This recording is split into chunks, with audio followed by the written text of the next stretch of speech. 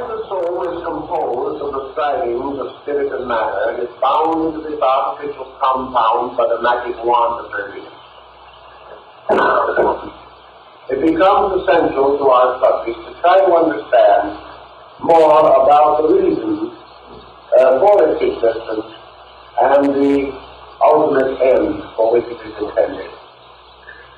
The reason why the soul has to have an existence is because man himself is actually a soul being.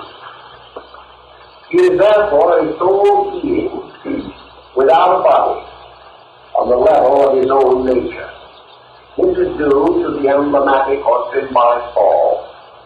For by the fall, a soul fell into a body. And because of this situation, it lost identity or orientation in its own nature. As man now lives in a physical body, it was the opinion of the alchemist that he lives in exile. He is in a kind of underworld. And this physical body can never be his home and can never be his natural abode. He lives in this as a safe tenant, as a condition of insufficiency and insecurity, because the being within the body is not content. The individual is not able to be completely a body, because he possesses attributes and qualities which do not belong to the body. They belong to a higher level of existence than that which man at present experiences. Yet man is not by nature capable of becoming a spirit and of ascending into the abode of eternal blessedness. He is yet imperfect in many ways and in need of great experience and wisdom. But he has a home that is proper to him. And that home is a different kind of body. A body real but invisible. A body which contains within it the archetypal forms of all physical things, but is much more subtle, much more sufficient to him than the form which he now occupies. In the alchemical symbolism of the early Jewish alchemists, the fall of man, his exile from paradise, and all these things are brought into the chemical symbols. Because it is assumed that man is a wanderer, a stranger in body, that as long as he remains completely in his body, he remains in a state inferior to his natural destiny. Therefore, as his growth proceeds, as he advances in the unfoldment of his own nature, he begins to build a new body within himself. A body which originates within his own heart, for the heart is the womb of the second body. And in this heart is born within him, the concept of a superior place, a concept of a life apart from body, a life not an immortality after death, but a functioning existence. So then, what about the situation when it arises that we are all computerized, that no one is hidden?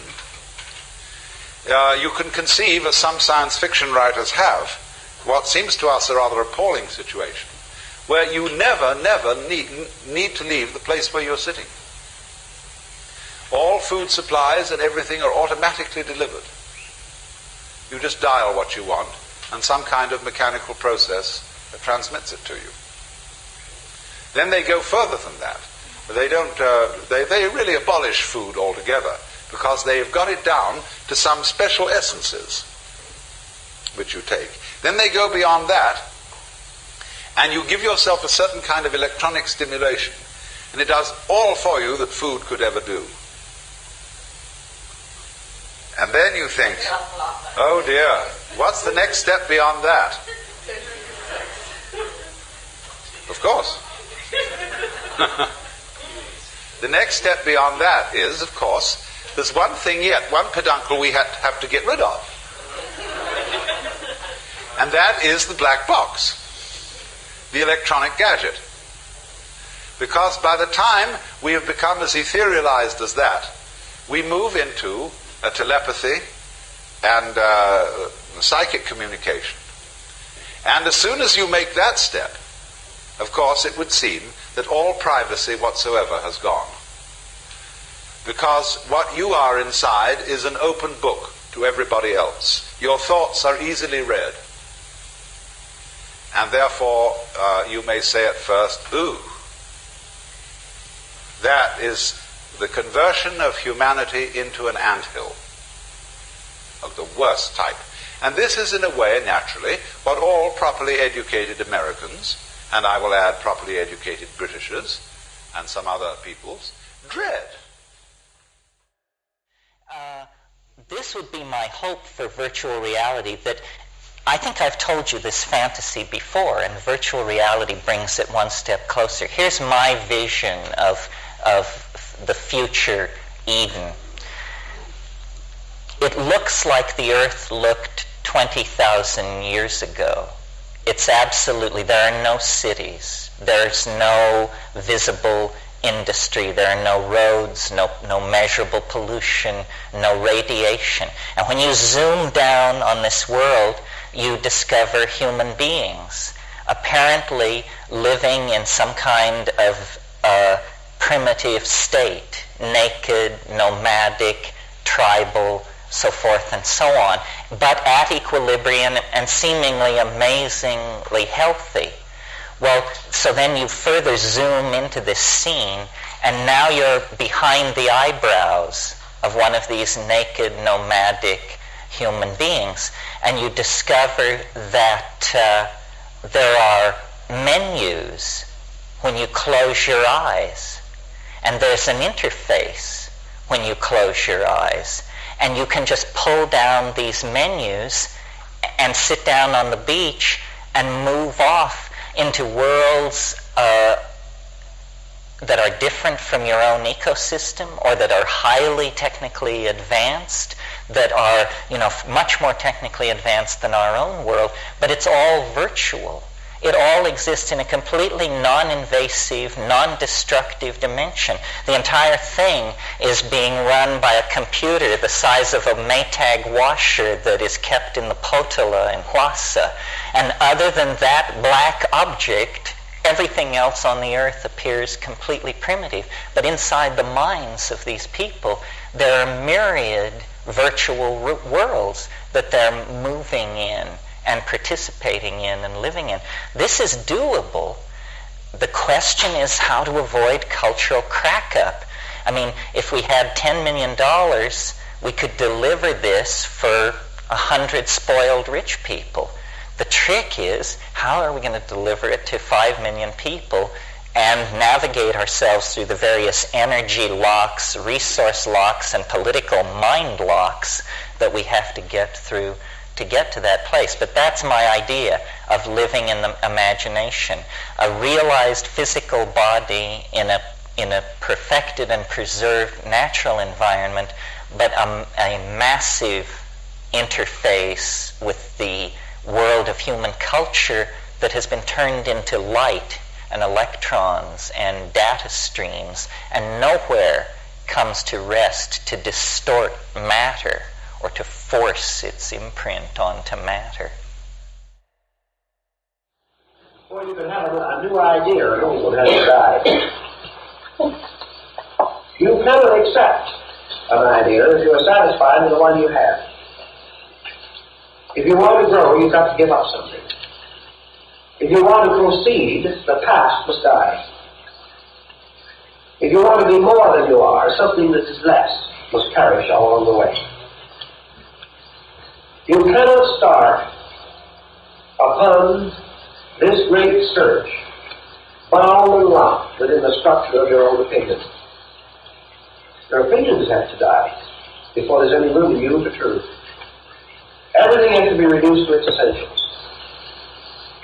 And the essential of everything is seed and ashes. Seed and ashes is the alchemist. The seed that cannot die, which is the king, and the ashes which must die. So everything must be reduced by putrefaction, by the disintegration of its parts to essential material. For, says the alchemist, all of the metals in their essential nature will combine to form the stone or the medicine. But once the metals have bodies, they can never combine.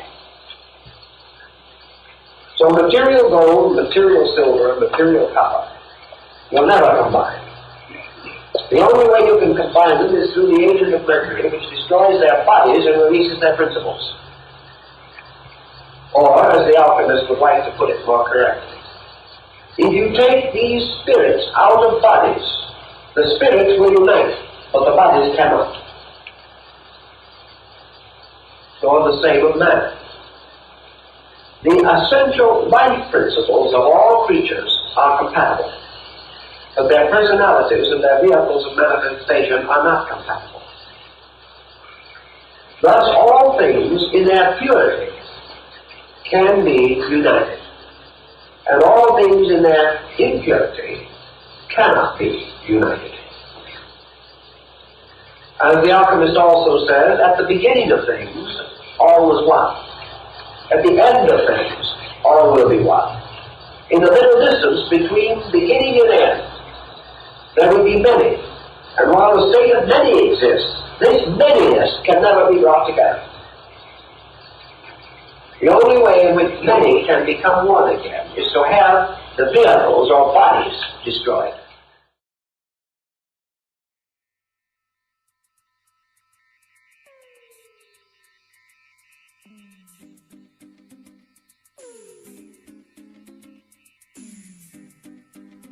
Good evening. This is the intergalactic operator.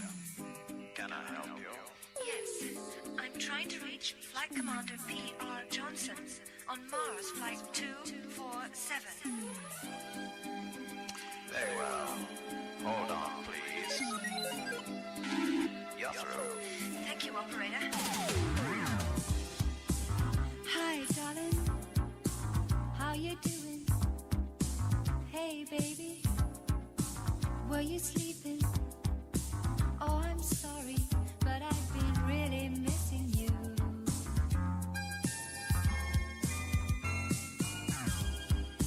Hi, darling. How's the weather?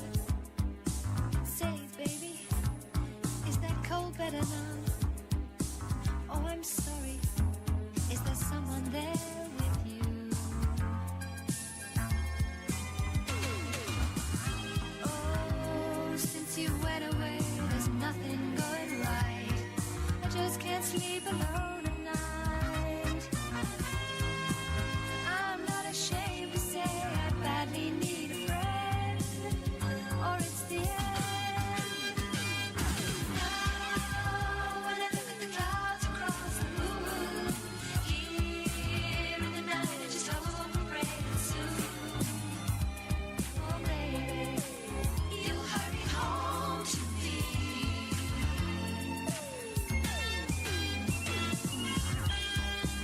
Hi, darling. The kids say they love you.